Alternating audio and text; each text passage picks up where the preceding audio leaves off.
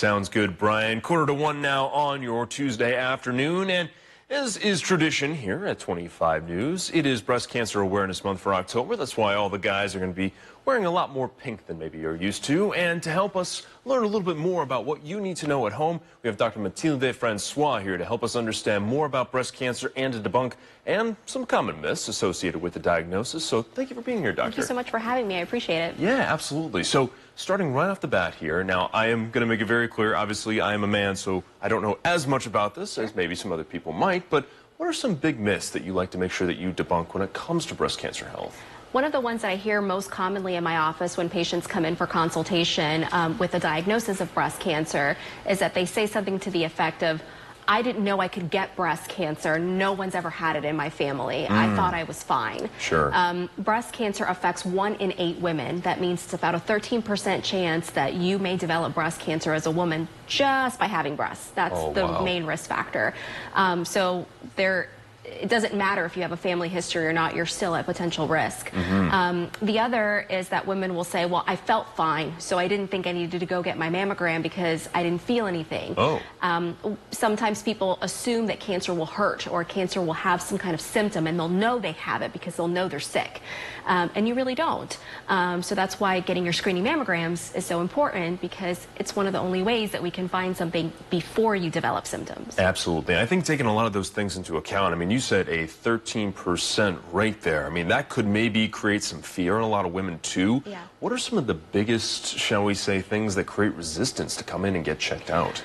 I think sometimes people like to live in the land of, I'm an ostrich, so I'm going to put my head in the sand about an issue and think if I don't ever look for the problem doesn't exist. The problem is that unfortunately, as it is with many things, bad things happen to people, whether or not they, deserve it or not, whether or not they've done all the right things in their life or not. Sometimes bad things happen, and us ignoring the potential that a bad thing could happen to us can sometimes prevent us from having choices about having to deal with those issues. So I think getting a mammogram is really important, because just because you don't want to have something bad happen to you doesn't mean that it won't. And mammograms can help us find things earlier so that we have more options for treatment, so you have better outcomes. So sometimes getting over that fear and still proceeding with the mammogram is really the best thing.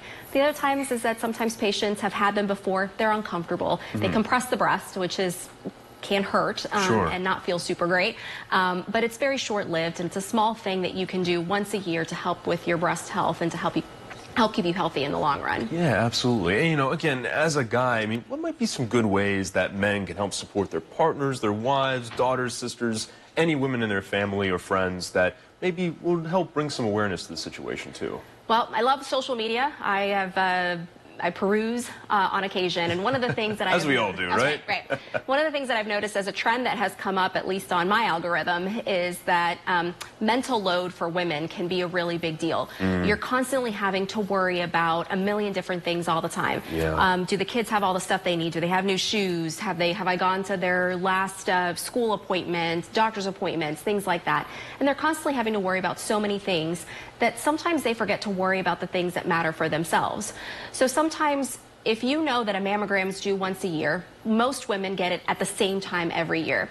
Help your partners. You can put a reminder on your own phone and say, hey, I think October is my wife's mammogram month. Maybe I should ask her if there's a day she'd like me to take the kids, or arrange for that so that she can have the opportunity to go do that for herself and do that thing, a very important health and self-care.